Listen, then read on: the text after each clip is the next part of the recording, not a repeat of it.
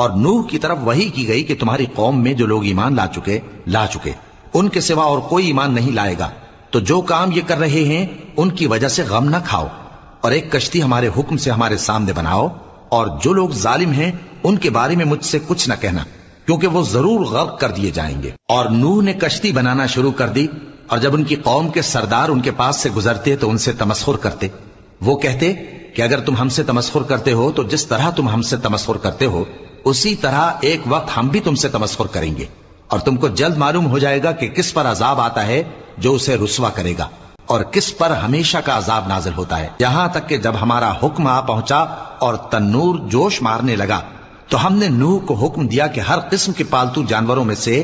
جوڑا جوڑا یعنی ایک ایک نر اور ایک ایک مادہ لے لو، اور جس شخص کی نسبت حکم ہو چکا ہے کہ ہلاک ہو جائے گا اس کو چھوڑ کر اپنے گھر والوں کو اور جو ایمان لایا ہو اس کو کشتی میں سوار کر لو۔ اور ان کے ساتھ ایمان بہت ہی کم لوگ لائے تھے۔ نوح نے کہا کہ اللہ کا نام لے کر کہ اسی کے کرم سے اس کا چلنا اور ٹھہرنا ہے، اس میں سوار ہو جاؤ، بے شک میرا پروردگار بخشنے والا ہے، مہربان ہے۔ اور وہ ان کو لے کر طوفان کی لہروں میں چلنے لگی۔ لہریں کیا تھیں؟ گویا پہاڑ تھے۔ اس وقت نوح نے اپنے بیٹے کو جو کشتی سے الگ تھا پکارا کہ بیٹا ہمارے ساتھ سوار ہو جا اور کافروں میں شامل نہ ہو۔ اس نے کہا کہ میں ابھی پہاڑ سے جا لگوں گا، وہ مجھے پانی سے بچا لے گا۔ فرمایا کہ آج اللہ کے عذاب سے کوئی بچانے والا نہیں اور نہ کوئی بچ سکتا ہے مگر وہی جس پر اللہ رحم کرے۔ اتنے میں دونوں کے درمیان لہر حائل ہو گئی اور وہ ڈوب کر رہ گیا، اور حکم دیا گیا کہ اے زمین اپنا پانی نگل جا اور اے آسمان تھم جا، اور پانی خشک ہو گیا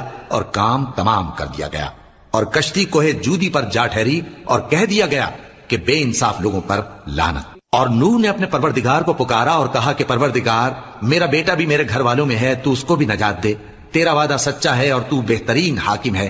اللہ نے فرمایا کہ اے نوح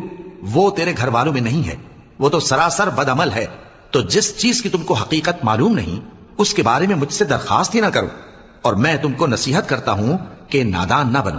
نوح نے کہا پروردگار میں تجھ سے پناہ مانگتا ہوں کہ ایسی چیز کی تجھ سے درخواست کروں جس کی حقیقت مجھے معلوم نہیں، اور اگر تو مجھے نہیں بخشے گا اور مجھ پر رحم نہیں فرمائے گا تو میں تباہ ہو جاؤں گا۔ حکم ہوا کہ نوح ہماری طرف سے سلامتی اور برکتوں کے ساتھ جو تم پر اور تمہارے ساتھ کی جماعتوں پر نازل کی گئی ہیں اتر آؤ، اور کچھ اور جماعتیں ہوں گی جن کو ہم دنیا کے فوائد سے بہرہ مند کریں گے، پھر ان کو ہماری طرف سے عذاب علیم پہنچے گا۔ یہ حالات غیب کی خبروں میں سے ہیں جو ہم تمہاری طرف بھیجتے ہیں، اور اس سے پہلے نہ تم ہی ان کو جانتے تھے اور نہ تمہاری قوم ہی ان سے واقف تھی، تو صبر کرو کہ انجام پرہیزگاروں ہی کا بھلا ہے۔